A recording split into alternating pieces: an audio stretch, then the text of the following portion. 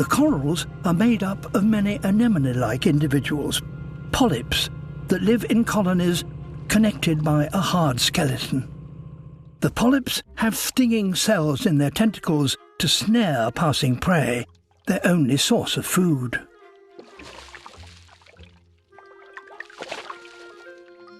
But they don't always get to keep their catch. A bristleworm has set up home within the coral.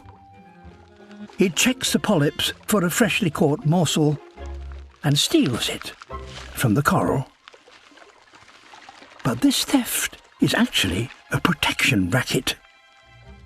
Urchins attack and eat the corals. Time for payback. The urchin may have protective spines, but the worm has a shocking weapon and goes on the attack.